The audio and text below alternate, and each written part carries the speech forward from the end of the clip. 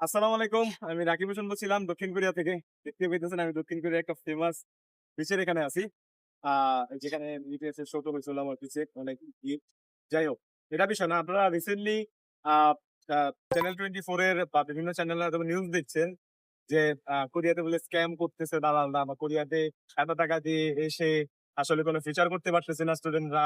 বা আরো নানান ধরনের স্ক্যামের শিকার হচ্ছে, জব নাই, কালচার মিলে না, এই না সেটা নানান কিছু। এখন এখানের মধ্যে কয়েকটা পয়েন্ট আছে।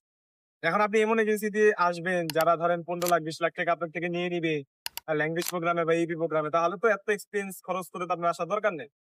মোটামুটি ৭ থেকে ৮ লাখ ১০ লাখ টাকা খরচ করলে মোর দ্যান এনাফ। এর থেকে বেশি খরচ করার কোরিয়ার জন্য বা স্টুডেন্ট ভিসায় যাওয়ার জন্য কোন দেশে খরচ করাটাই উত্তম না আমি মনে করি।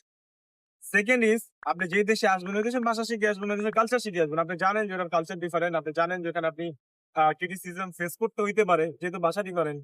তো আপনি ল্যাঙ্গুয়েজ শিখে আসেন। সেক্ষেত্রে যে এজেন্সি দিয়ে কাজ করাবেন তাদের থেকে শিখতে পারেন। যেমন আমরা যে কোরিয়ার স্টুডেন্টদের আ আ সার্ভিস দিয়ে থাকি, কোরিয়ান টপিক লেভেল 2 পর্যন্ত আমরা শিখায় দেওয়ার সর্বোচ্চ চেষ্টা করি। আমাদের নিজস্ব টিচার দিয়ে যারা খুব এক্সিলেন্স কোরিয়ান ল্যাঙ্গুয়েজে। এছাড়া আমরা ফ্রিতে IELTS এর কোর্সও দিয়ে থাকি। যাতে যারা ইপি কোর্স উইথআউট IELTS বা কেএলবি প্রোগ্রাম উইথআউট IELTS এ যাচ্ছে তারা যাতে কোরিয়াতে গিয়ে স্বাচ্ছন্দ্যে IELTS এর এক্সামটাও দিতে পারে।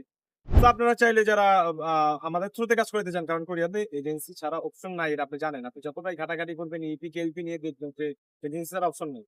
তো সেই ক্ষেত্রে আপনি আমাদেরকেও বেছে নিতে পারেন। আমরা আপনাকে প্রপার একদম পাওয়ার প্যাক বানিয়ে কোরিয়াতে পাঠানোর সর্বোচ্চ চেষ্টা করব। যেটা আপনাদের এই দেশে আসার পর সর্বোচ্চ হেল্প করবে। থার্ডলি আরেকটা জিনিস বলব, দেখেন ইউরোপে মানুষ কিন্তু ওই যে কি বলে গেম মাইরাও ২০ লাখ, ২৫ লাখ, ৩০ লাখ খরচ করে ৪০ লাখ খরচ করে যাচ্ছে। যাচ্ছে কিন্তু। এখন এটা টোটালি আপনার উপরে। কিন্তু এই রিস্ক তো আর কোরিয়াতে নাই। আপনি একটা স্টুডেন্ট ভিসাতে যাচ্ছেন, আপনার একটা স্ট্যাটাস আছে, আপনি স্টুডেন্ট, আপনার জন্য সামনে ফিউচার আছে। এখন আপনি যদি আসার ২য় দিনই কাজ করার মন মানসিকতা রাখেন তাহলে তো সমস্যা। আপনি মিনিমাম কোরিয়াতে আসলে আমার পরামর্শ থাকবে $২,৫০০ নিয়ে আসবেন, ল্যাঙ্গুয়েজ শিখে আসবেন। আগে কি ইপি কোর্সটা শেষ করবেন বা কেএলপি প্রোগ্রামটা শেষ করবেন। যখন ব্যাচেলর শিট হবেন, দেন দেন দেখবেন আপনার নিজের সামনেই বিভিন্ন রাস্তা খুলে গেছে। খুবই সিম্পল বিষয়। এরকম বিভিন্ন ধরনের নিউজ থেকে আসলে বিভ্রান্ত হওয়ার কিছু নেই। আর সবাই দেখতেছি শুধু স্টুডেন্টদের পিছনে লেগে থাকে। যারা এই যে এসব নিয়ে বড়, বড় কথা কয়। কোরিয়াতে যারা আরো ২০-২৫ বছর আগে আসছে ওরা নানানভাবে অবৈধভাবে আসছে। সেখানে আপনি বৈধভাবে একটা দেশে আসতেছেন। আপনার জন্য ব্রাইট ফিউচার আছে। আপনি যদি ইল্লিগালি কোন কিছু না করেন। আ সো এই সুযোগটা আপনি কেন নিবেন না? সো শুধু বিভ্রান্ত হবেন না।